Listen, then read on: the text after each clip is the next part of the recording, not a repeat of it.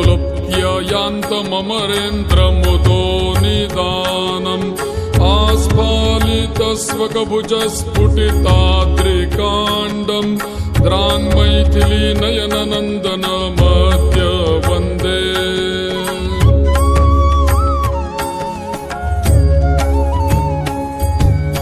मध्ये निशाचरमहाभयदुर्विषह्यम् घोराद्भूतव्रतमियं यददश्चचार पत्येतदस्य बहुधा परिणामदूतं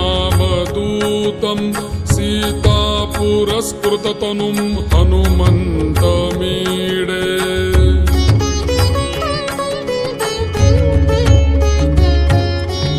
यः पादपङ्कजयुगं रघुनाथपत्न्या नैराश्यरूषितविरक्तमपि स्वरागैः प्रागेव रागी विदधे बहुवन्दमानो वन्देऽञ्जनाजनुषमेष विशेषतुष्ट्यै।